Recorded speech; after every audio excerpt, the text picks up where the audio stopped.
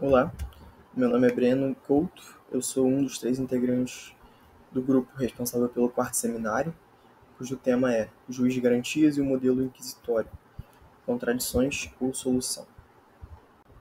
A nossa apresentação foi dividida em 3 partes. A primeira, pelo qual eu estou responsável, relembra os sistemas processuais penais, os modelos processuais, e dentre os quais se destaca o modelo inquisitório no nosso tema, e algumas das características de cada um deles, a fim de contextualizar e introduzir o juiz de garantias, que é o protagonista do nosso trabalho aqui. Posteriormente, eu vou apresentar também o instituto do juiz de garantias em si e algumas de suas funções, de acordo com a legislação. Legislação essa que vai ser explorada pela Clara posteriormente, com a inovação do pacote anticrime e as alterações do STF, explorando a questão jurisprudencial do tema. Por fim, a Maria Eduarda vai refletir um pouco e trazer a visão do grupo sobre as consequências e até as soluções possibilitadas pelo surgimento do juiz de garantias. E, bom, iniciando, para que nós possamos entender o Instituto do Juiz de Garantias, é necessário também entender o contexto político e histórico que possibilitaram o surgimento desse novo instituto, desse novo agente processual. E com base no professor Aurí Lopes Júnior, que é o doutrinador base do nosso trabalho, a estrutura do processo penal e as instituições que regem o procedimento servem de medidor, ou ele usa o termo termômetro, para o aferimento do quão democrático ou do quão autoritário é um Estado. E é importante também destacar que essas estruturas variam e variavam em virtude justamente dos contextos históricos, dos tempos históricos, dos contextos políticos, sociais e geográficos até, mas, de maneira geral, todos os modelos que nós podemos vislumbrar esbarram nos modelos inquisitórios ou acusatórios, ou até mistos, conforme o professor salienta. E é nesse sentido que o professor Aurí chama atenção para o modelo inquisitório como aquele em que, muito basicamente, predomina a centralização do poder de investigar e de julgar nas mãos de um mesmo agente, no caso seria o julgador. E é exatamente nessa característica primordial do modelo inquisitório que reside a crítica de que é impossível que se garanta a imparcialidade de um julgador que presidiu tanto a investigação anterior ao julgamento, quanto o proferimento da decisão em si. E isso se justifica porque, se uma ação penal for instaurada, é porque houve indícios de materialidade e de autoria. Porém, se esses indícios tiverem sido perseguidos por aquele que vai decidir, que vai expedir uma decisão em nome do Estado, é certo dizer que essa decisão vai estar contaminada e até orientada pelo procedimento investigativo anterior, processual, né? E essa decisão ela vai ser formulada com base em indícios, em provas que foram perseguidas por esse julgador. Foram provas que ele mesmo produziu. Fica claro, então, que isso representa uma afronta direta a uma série de princípios informadores do direito processual penal, como eu vou destacar daqui a pouquinho. Bom, e em contraposição ao modelo inquisitório, o professor Aurí Lopes Júnior ele entende o modelo acusatório como aquele que contempla o réu como um sujeito de direitos. E tendo essa posição, ele passaria a ter, então, direitos pessoais e fundamentais, mas também interesses, por extensão, né, interesses que que devem ser defendidos e tutelados pelo Estado. E eu acho que é fundamental salientar que isso só seria possível na prática por meio do contraditório e da ampla defesa. E, dito isso, os atributos mais marcantes do modelo acusatório seriam, na visão do professor Aury Lopes Júnior, 1. A clara distinção entre quem julga e quem acusa. 2. O tratamento igualitário entre as partes. E sob o princípio da igualdade, sobre o qual vamos falar mais tarde também, principalmente no que tange à oportunidade de se manifestar e de produzir provas. E 3. A atuação imparcial e passiva do juiz, sobretudo no que se refere também à produção e análise dessas provas. E apenas sob essas condições seria possível se falar em imparcialidade do julgador. E, por fim, o professor Aury pontua e critica o chamado modelo misto, que seria aquele resultante da fusão entre os modelos inquisitório e acusatório, uma vez que apresentasse características de ambos esses sistemas. O doutrinador, então, defende que o conceito de sistema misto não se sustenta porque todos os sistemas, na visão dele, são mistos. Todos eles apresentam, em graus diferentes, características e atributos dos sistemas inquisitório e acusatório. Nessa linha de raciocínio, o que varia não é o sistema em si, não é um enquadramento específico em um conceito, mas sim o princípio informador de um determinado sistema, que pode se aproximar mais do sistema inquisitório ou do sistema acusatório.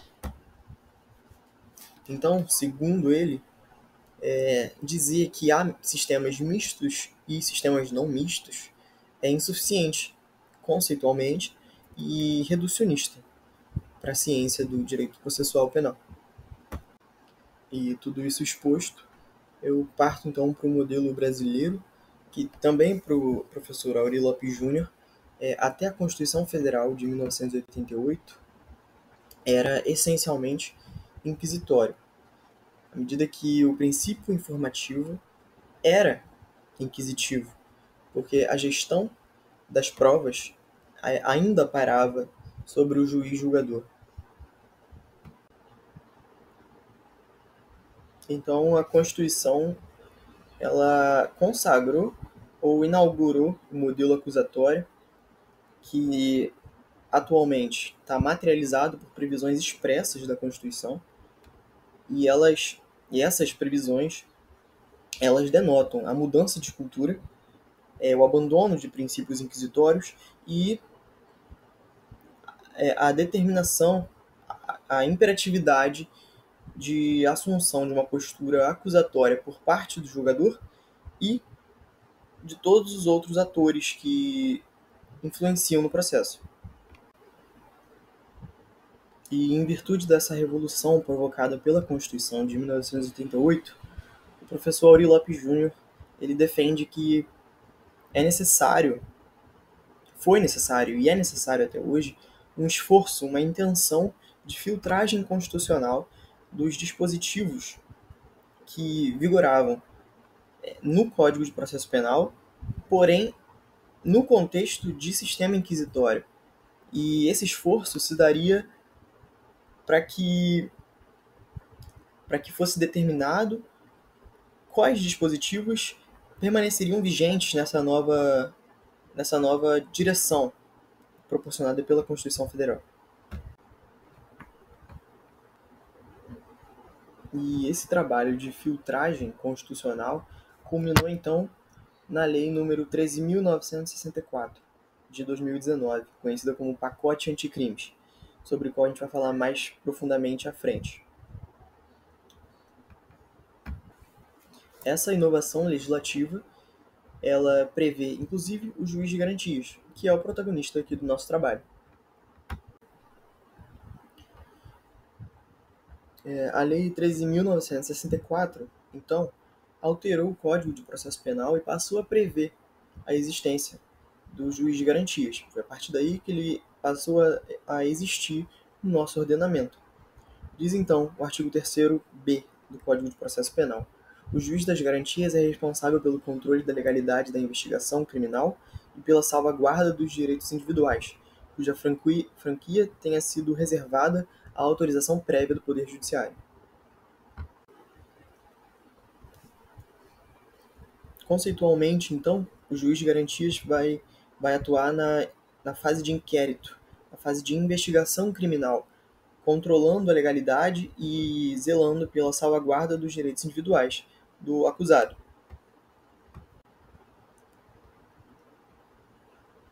O Aurí Lopes Júnior fala então que o juiz de garantias ele deve ser inerte, ele deve se manter dessa forma e, por isso, atuaria somente mediante invocação, decidindo sobre questões que versem sobre a limitação ou a restrição de direitos fundamentais.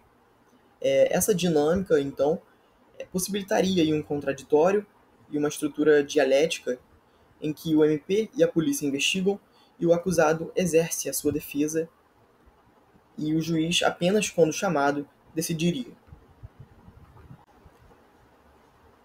E é importante mencionar também que o juiz de garantias ele funcionaria como um guardião da legalidade, como diz expressamente no artigo 3º-B, e o guardião também das garantias do réu. Portanto, esse juiz de garantias ele atua como juiz propriamente, não como um instrutor inquisidor, como diz o professor doutrinador. E ainda sobre a atuação do juiz das garantias, fica expresso no artigo 3º-C que a competência do juiz das garantias abrange todas as infrações penais, exceto as de menor potencial ofensivo, e cessa com o recebimento da denúncia ou queixa na forma do artigo 399 deste Código. E, para finalizar, eu digo que é da essência do sistema inquisitório a centralização do poder de investigar e de decidir na mão do julgador. E, por isso, não existe possibilidade de dialética, de contraditório nesse sistema. Isso se justifica porque não existe a possibilidade de imparcialidade, porque uma mesma pessoa perseguiu indícios e decidiu em cima desses próprios indícios. É aí que, então, materialmente, o juiz de garantias entra, a fim de romper com esse sistema inquisitório. E agora eu passo a palavra à Clara, que vai continuar com a apresentação.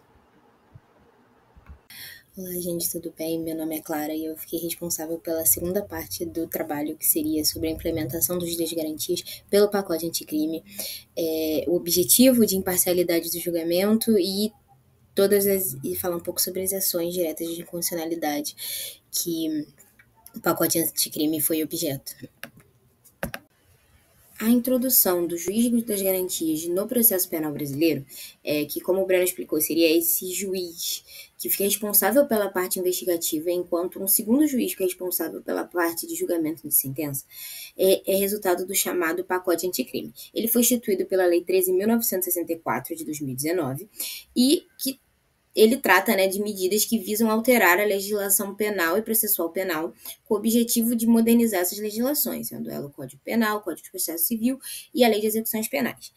No âmbito do juiz das garantias, é importante falar que a legislação anterior a essa mudança, ela estabelecia que o mesmo juiz participava da fase de inquérito, assim como também, da fase do julgamento, que vai ser trabalhado mais à frente, mas o que traz o principal argumento a favor da ideia da instituição do juiz de garantias, que é uma questão que poderia comprometer a imparcialidade desse juiz. Dentre os argumentos a favor da implementação do juiz de garantias, o principal deles é a questão da imparcialidade do julgamento. Porque no modelo, que é o modelo anterior à legislação de 2019, você tem apenas um juiz sendo responsável pela fase de inquérito e pela fase de julgamento. Só que esse juiz, ainda que inconscientemente, ele muito provavelmente vai ser contaminado pelas informações que foram colhidas durante a fase de inquérito, pelos entendimentos do inquérito. Só que durante essa fase você não tem o contraditório. O inquérito é uma fase inquisitória. Então, esse juiz ele vai fazer sua convicção a partir de elementos que foram produzidos sem contraditório.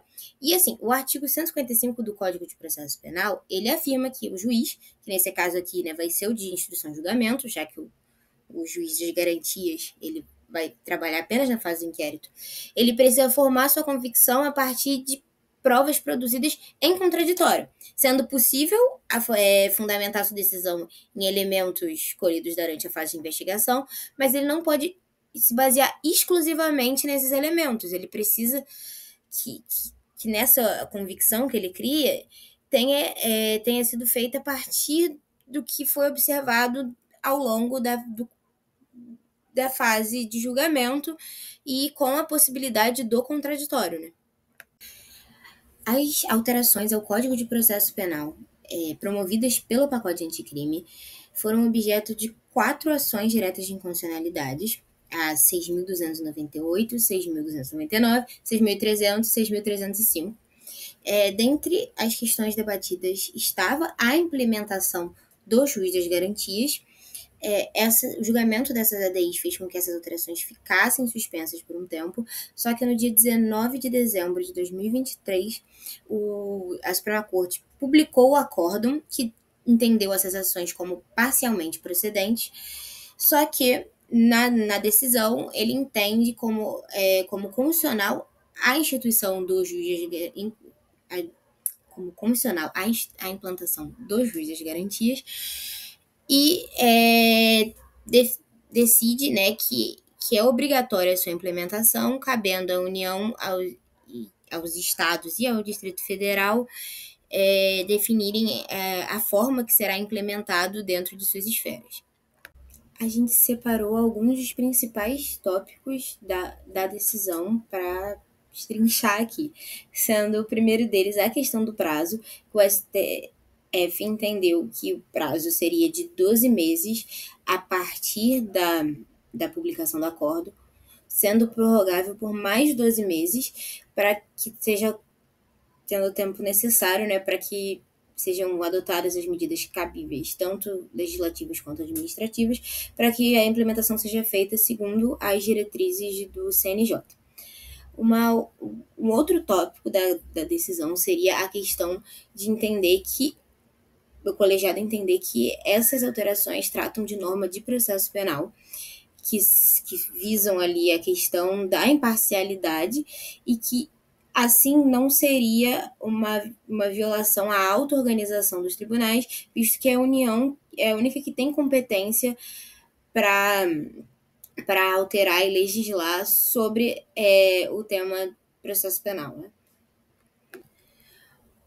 Outra questão decidida, né, pelo colegiado foi de que, segundo essa nova regra, o juiz de garantias ele tem a competência até a denúncia. Ele deverá atuar apenas na fase do inquérito policial e ele é responsável pelo controle da legalidade e dos direitos do investigado nesse período, sendo a partir da denúncia, essa competência passa a ser do juiz de instrução e julgamento. Outra questão tratada foi a questão da prisão, que ficou decidido que em até 10 dias após o oferecimento da denúncia ou da queixa, o juiz de instrução e julgamento ele precisa reexaminar a necessidade das medidas cautelares em curso. O Supremo, né, afastou a regra que previa esse relaxamento automático da prisão, caso as investigações não fossem encerradas dentro do prazo legal. Segundo a decisão, o juiz ele pode avaliar os motivos que motivaram a sua decisão. Houve também um consenso dos ministros sobre a questão do alcance desse juiz das garantias, né, que entendeu que não vai ter atuação desse juiz das garantias nos casos de competência de tribunal de júri e nos casos de violência doméstica, mas eles entenderam que nos processos criminais no âmbito da justiça eleitoral vai haver sim o funcionamento do juiz das garantias. E por fim, o último tópico que a gente decidiu abordar foi a questão da investidura, que a decisão da STF afastou a regra que previa essa designação conforme o pacote anticrime, e a decisão, né, entendeu que esse juiz ele deverá ser investido conforme as normas de organização judiciárias de cada tribunal, cada um dentro da sua esfera. E por fim, né, para encerrar a minha parte, poder passar a palavra para a Duda, para ela poder falar um pouco sobre as críticas e opiniões sobre a instituição do juiz das garantias no Brasil, a gente decidiu trazer aqui algumas ponderações, alguns comentários feitos pelos ministros em seus votos, né, nessas ADIs, no que trata do juiz das garantias, e a gente escolheu alguns deles. Primeiro foi o que o ministro Luiz Roberto Barroso falou em relação à questão de um direito penal sério, que para ele essa decisão do legislativo destaca a necessidade de um direito penal sério e moderado, e segundo ele o sistema atual ele é duríssimo com os mais pobres e extremamente manso com a criminalidade dos ricos, do colarinho branco, e inclusive com a apropriação do privado do Estado. Já a ministra Carmen Lúcia, ela considerou a escolha do legislativo. Ela considerou que, embora essa escolha não vá conseguir resolver todos os problemas da persecução penal no Brasil, é uma tentativa de aperfeiçoar, né? Ela fala do aperfeiçoamento e fala que é uma escolha benéfica para aperfeiçoar esse sistema. Já o ministro Gilmar Mendes, ele disse que a criação dos juízes de garantias foi uma das manifestações da classe política em defesa da democracia, que ele assegura mecanismos da imparcialidade do magistrado, favorece a paridade de armas no processo, a presunção de inocência e o controle da legalidade dos atos investigativos e invasivos. Ele entendeu, né, que essa sistemática contribui para a integridade do sistema de justiça brasileiro. E, por fim, a gente trouxe aqui uma parte do voto da ministra Rosa Weber, então presidente do STF, que ela afirmou que o direito de juiz imparcial é um direito constitucionalmente garantido, e também é um direito que faz parte de diversas convenções internacionais do qual o Brasil é signatário, e ela entende que é obrigação do Estado inibir a atuação de magistrados ou de situações que comprometam a imparcialidade desse magistrado. Então, assim, inibir a atuação de magistrados que seriam parciais ou de situações que acabam atrapalhando a parcialidade do magistrado. Após essa pequena alusão a alguns tópicos tratados, né, pelos ministros do STF em seus votos, passo a palavra para a Duda para trazer essa ponderação crítica sobre a instituição do juiz das garantias e abordar a ideia do juiz das garantias como solução ou como uma contradição no processo penal brasileiro. Olá, eu sou Maria Eduarda e eu vou finalizar o nosso trabalho. Pois bem, caminhando para o fim, eu vou falar sobre as críticas, né? Justamente sobre o nome do tema, Juiz das Garantias, Contradição ou Solução. Essas foram as referências que eu usei majoritariamente. Eu fiz algumas outras pesquisas, mas todas caíram na mesma ideia. Então, essas foram as referências que eu usei para minha parte. E pode-se perceber que a maioria é com base no Aury Lorpe Júnior. Pois bem, começando de fato a minha parte, essa questão do pacote anticrimes, conforme foi dito pelos colegas anteriormente, gerou, obviamente, opiniões diversas e inúmeros debates, e principalmente até porque o juiz de garantias ele ganhou visibilidade pelo Sérgio Moro durante a Operação Lava Jato, e o pacote anticrimes foi aprovado no governo Bolsonaro com o suporte do Moro. Mas, de modo geral, as divergências que ocorreram foi, número 1, né, a favor. Quem foi a favor defende que a criação do Instituto evita essa concentração do poder de um juiz só, até porque aqui no Brasil, muitos juízes eles tentam ter esse protagonismo processual, né? Principalmente de casos bastante famosos. E além disso, essa questão da imparcialidade nas decisões finais, até porque vão ser 2 juízes analisando o mesmo caso, e o juiz de garantias ele atua, conforme já foi dito pelos colegas, na parte da inquisição, né, na parte inquisitória, e o juiz do julgamento, entre aspas, vai começar a tratar logo após o recebimento da denúncia. Então, de certa forma, ele não vai ser impactado pelas peças do inquérito policial. E aí, as opiniões contra justamente sobre essa questão do motivo financeiro, até porque os processos teriam que ter 2 juízes, então um aumento do investimento financeiro nos tribunais. A questão das diferenças das realidades regionais, porque como foi uma decisão nacional, eles alegam que essa diferença entre as regiões e as cidades, os estados, poderia acabar impactando sobre essa questão dos dias das garantias, o que eu, na minha opinião, não vejo como uma opinião muito forte, mas alguns alegam isso. E alguns aduzem também que esse contato prévio do juiz, né, com essa parte do inquérito policial, é importante, até porque ele já tem um contato prévio com a casa, então já conhece da situação dos atos praticados. Então, na hora que ele for dispor do julgamento, ele já vai ter uma noção do caso. Além, é claro, da questão das ADIs, conforme que eu não vou me aprofundar muito, que os meus colegas já trataram, sobre essa questão de que muitos consideram o juiz das garantias como inconstitucional. Mas como já foi dito anteriormente, eu particularmente não vou entrar muito sobre. Mas passando para a nossa análise, né, sobre contradição ou solução. Nós, com base no Aurir Lopes Júnior, né, a gente acredita que é a solução. E aí eu trouxe alguns desses tópicos que ele coloca no artigo muito interessante, que ele defende o juiz das garantias, ele é um grande defensor do juiz das garantias. E aí eu trouxe esses tópicos para serem debatidos, e ele coloca como número 1 a postura inquisitória.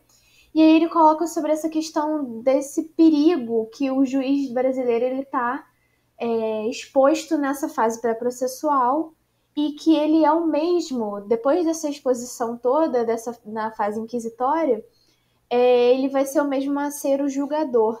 Então, assim,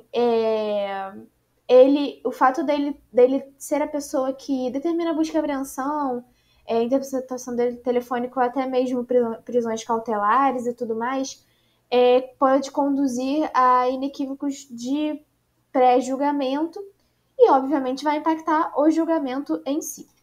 E aí ele traz essa ideia, no tópico 2, da imparcialidade objetiva e dessa relação do juiz com o objeto do processo. Porque, conforme ele fala, essa imparcialidade objetiva é entendida como aquela que deriva não da relação do juiz com as partes, mas sim da relação do juiz com o objeto do processo. Óbvio, o juiz ele não julga de acordo com a relação dele com as partes, ele julga de acordo com o objeto do processo, óbvio, com as provas que existem no processo, as alegações que existem no processo. O juiz ele conversa com as partes por meio do processo, nada extrajudicial.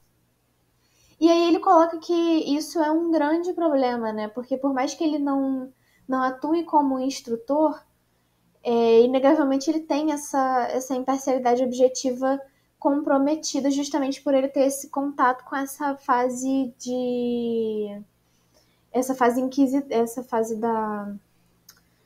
do inquérito policial.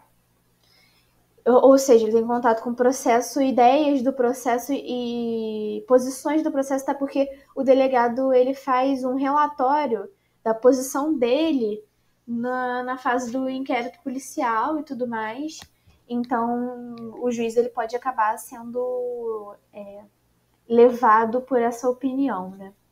E aí ele coloca sobre essa questão da efetividade da prestação jurisdicional ulterior, porque reconhecendo essa questão da imparcialidade do jogador e tudo mais sobre essa imparcialidade objetiva, e aí esse contato dele com os elementos do inquérito policial e tudo mais, é o que a gente busca nessa fase investigativa em prol da efetividade na prestação jurisdicional. E mesmo que isso esteja disposto tudo mais na Constituição de 88 e também na tutela dos direitos fundamentais, obviamente, né, que a Constituição de 88 traz justamente essa tutela, mas ele justamente, estou sendo até um pouco meio repetitiva, justamente por ele ter esse contato anterior com o inquérito policial, essa efetividade, essa separação desse afastamento, né, a busca desse afastamento dessa fase investigativa para o seu juízo final, digamos assim, acaba sendo comprometida, óbvio. É como se, colocando nas minhas palavras, é como se o juiz ele tivesse um relacionamento precoce com o processo, né? E aí, no tópico 4, ele coloca, inclusive nesse artigo, ele coloca de forma bem inquisitiva, sabe? Assim, bem impositiva, né? Inquisitiva tá errado. E bem impositiva, assim, né? Bem firme sobre essa questão do judiciário brasileiro. Ele até coloca que é uma desculpa já conhecida para cobertar o velho e perverso propósito de mudar o sistema, desde que tudo fique como está. E aí ele até coloca: viva a espinha inquisitória do atual processo brasileiro, exatamente como projetada no período do Estado Novo. E aí ele é bem forte, né, nessas palavras, e ele até coloca que isso é uma prática autoritária em pleno Estado democrático brasileiro, essa questão de usar como desculpa manter, que é muito mais fácil manter o sistema do que mudá-lo. E é fácil, aí é fato, óbvio, aquele que está se beneficiando do sistema dificilmente vai querer mudá-lo. E ele, né, e nós como grupo também acreditamos que isso é uma afronta, óbvio, à democracia, até porque o que não é a evolução a evolução e o apreciamento da democracia sem ter mudanças, né, sem ter críticas e consequentemente mudanças. Então ele é bem firme quanto a isso. E aí no tópico 5, sobre a realidade e aplicabilidade dos dias de garantias, o Aurélio Lopes Júnior ele até coloca um artigo depois que está ali nas minhas referências bibliográficas, falando sobre essa questão da hipocrisia do ex-presidente Jair Bolsonaro ter aprovado o pacote anticrimes, porque ele acaba meio que colocando o rabo entre as pernas e tudo mais. É óbvio que não é assim que acontece, né? A gente sabe muito bem, mas ele faz umas brincadeiras e tudo mais sobre isso, e ele diz que está muito empolgado para ver como que o juiz de garantias ele vai se desdobrar, né? E aí eu vou trazer um pouco sobre essa questão do STF, porque conforme meus colegas já falaram, surgiram essas ADIs que propõem o juiz de garantias como inconstitucional, e o STF em 2023, no ano passado, mas especificamente em agosto, decretou que o juiz de garantias é constitucional sim, inclusive que é de aplicação obrigatória, e eles deram até um prazo, se eu não me engano, de 12 meses, só que eu não entrei muito a fundo porque o acórdão tem 1.200 páginas, então eu não li por completo, até porque eles tratam de questão por questão e de ADI por ADI, são 4 ADIs, se eu não me engano, então é bem aprofundado, bem extenso, mas se eu não me engano, pelo resumo que eu li lá no site do STF, tem um prazo de 12 meses para aplicação, só que cabe definir os estados, Distrito Federal e União, o formato que será aplicado em suas respectivas esferas, né? Então, é de aplicação obrigatória, mas aí cada um vai decidir como vai ser esse processo de adaptação e de aplicação.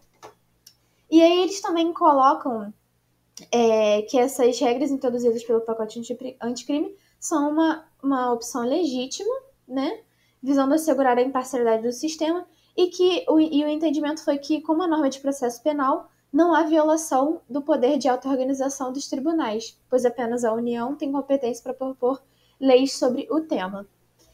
Ou seja, eles consideram como constitucional. Só que eles colocaram algumas ressalvas, né, algumas, digamos, exceções. E eles disseram que o juiz de garantias não vai atuar nos casos de competência do tribunal do júri e de violência doméstica, mas que vai atuar, sim, nos processos criminais no âmbito da justiça eleitoral. Então, houve uma certa limitação, né, da atuação do juiz de garantias, que não vai atuar no tribunal de júri de violência doméstica e nos casos de violência doméstica, mas que vai atuar, sim, nos processos criminais no âmbito da Justiça Federal. E eles também mantiveram a questão do acordo entre o judiciário e a imprensa, que foi mantida essa regra de proibição do acordo entre o judiciário e a imprensa, até porque a gente sabe muito bem, conforme a gente até já viu nas aulas, né, nos comentários que o professor Oséias faz, é muito fácil você ser levado, a sua opinião, né, a sua imparcialidade, acabar virando uma parcialidade devido à opinião pública, né, à pressão popular. Então, é muito importante que essa regra seja mantida, apesar da gente saber que não é bem assim que funciona.